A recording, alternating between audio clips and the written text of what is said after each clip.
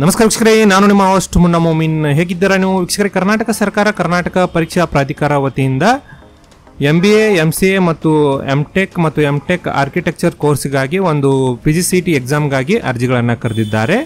ಆಸಕ್ತ ಇದ್ದ ಅಭ್ಯರ್ಥಿಗಳು ಆನ್ಲೈನ್ ಮೂಲಕ ಅರ್ಜಿ ಸಲ್ಲಿಸಲು ಅವಕಾಶವನ್ನು ಕಲ್ಪಿಸಲಾಗಿದೆ. ಬನ್ನಿ ವಿಡಿಯೋನಲ್ಲಿ ಕಂಪ್ಲೀಟ್ ಮಾಹಿತಿ ತಿಳಿಯೋಣ. ವಿಡಿಯೋನ ಸ್ಕಿಪ್ ಮಾಡದೆ ಕೊನೆವರೆಗೂ ನೋಡಿ. ಇನ್ನೂವರೆಗೆ ನಮ್ಮ ಚಾನಲ್ಗೆ ಯಾರು ಸಬ್ಸ್ಕ್ರೈಬ್ ಮಾಡಿಲ್ಲ, ಮುಂದೆ ಬರುವ ಎಲ್ಲ ಸರ್ಕಾರಿ ಉದ್ಯೋಗ ಮಾಹಿತಿ ಪಡೆಯಲು ಈಗಲೇ ನಮ್ಮ ಚಾನಲ್ಗೆ ಸಬ್ಸ್ಕ್ರೈಬ್ ಆಗಿ. ವೀಕ್ಷಕರೇ, ಕರ್ನಾಟಕ ಮತ್ತು ಕರ್ನಾಟಕೇತರ ಅಭ್ಯರ್ಥಿಗಳಿಂದ 2024-25ನೇ ಸಾಲಿನ ಮೊದಲನೇ ವರ್ಷ ಸೆಮಿಸ್ಟರ್ ಅಥವಾ ಒಂದು MBA, MCA ಮತ್ತು ME, MTech ಮತ್ತು M ಆರ್ಕಿಟೆಕ್ಚರ್ ಕೋರ್ಸ್ಗಳ ಪ್ರವೇಶಕ್ಕಾಗಿ ಆನ್ಲೈನ್ ಮೂಲಕ ಅರ್ಜಿಗಳನ್ನು ಇಲ್ಲಿ ಕರೆಯಲಾಗಿದೆ. ನೋಡಿ, PGCET ಆ ಒಂದು ಪರೀಕ್ಷೆಗೆ ಅರ್ಜಿಗಳನ್ನು ಇಲ್ಲಿ ಕರೆಯಲಾಗಿದೆ. PGCET ಪರೀಕ್ಷಾ ವೇಳಾಪಟ್ಟಿ ಹೇಗಿದೆ ನೋಡಿ. ದಿನಾಂಕ 13/7/2024 ಶನಿವಾರದಂದು ಮಧ್ಯಾಹ್ನ 2:30ರಿಂದ 4:30ವರೆಗೆ ಒಂದು ME, MTech ಮತ್ತು M ಆರ್ಕಿಟೆಕ್ಚರ್ ಹುದ್ದೆಗಳಿಗೆ ಪ್ರವೇಶ ಪರೀಕ್ಷೆಗಳನ್ನು ಇಲ್ಲಿ ನಡೆಸಲಿದ್ದಾರೆ.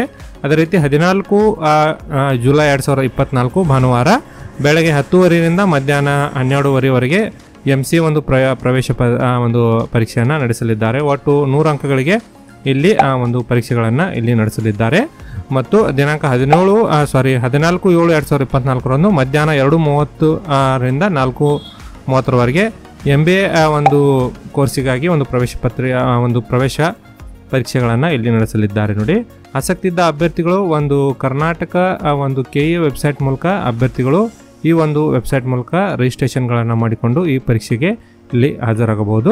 ಇಂಪಾರ್ಟೆಂಟ್ ಡೇಟ್ಸ್ ಬಂದುಬಿಟ್ಟು ನೋಡಿ, ದಿನಾಂಕ 27/5/2024 ಬೆಳಗ್ಗೆ 11ರಿಂದ 17/6/2024 ಒಂದು ರಾತ್ರಿ 12 ಗಂಟೆ ಒಳಗೆ ನೀವು ಆನ್ಲೈನ್ ಮೂಲಕ ಒಂದು ನೋಂದಣಿ ಇಲ್ಲಿ ಮಾಡಿಕೊಳ್ಳಬಹುದು.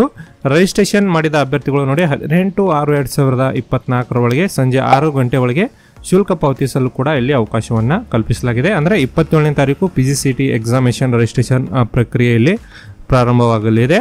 MBA, MCA ಮತ್ತು MTech ಒಂದು ಕೋರ್ಸ್ಗಾಗಿ ಯಾರು ಒಂದು ಅಡ್ಮಿಷನ್ ಮಾಡೋರು ಇದ್ದೀರಿ ಅವರು ಈ PGCET ಎಕ್ಸಾಮ್ಗಳನ್ನು ಇಲ್ಲಿ ನೀವು ಬರೀಬೇಕಾಗುತ್ತದೆ. ರಿಜಿಸ್ಟ್ರೇಷನ್ ಮಾಡಲು ನಮ್ಮ ವಾಟ್ಸಪ್ ನಂಬರ್ಗೆ ಡೈರೆಕ್ಟಾಗಿ ಡಾಕ್ಯುಮೆಂಟ್ಗಳನ್ನು ಕಳಿಸಿ ನೀವು ಡೈರೆಕ್ಟಾಗಿ ಅರ್ಜಿಗಳನ್ನು ಕೂಡ ಇಲ್ಲಿ ಸಲ್ಲಿಸಬಹುದು. ಈ ಮಾಹಿತಿ ನಿಮ್ಮ ಸ್ನೇಹಿತರೊಂದಿಗೆ ಶೇರ್ ಮಾಡ್ಕೊಳ್ಳಿ. ನಾನು ಮತ್ತೆ ಭೇಟಿ ಆಗ್ತೀನಿ ಮುಂದಿನ ಉದ್ಯೋಗ ಮಾಹಿತಿಯೊಂದಿಗೆ. ಅಲ್ಲಿವರೆಗೂ ನಮಸ್ಕಾರ, ಧನ್ಯವಾದಗಳು.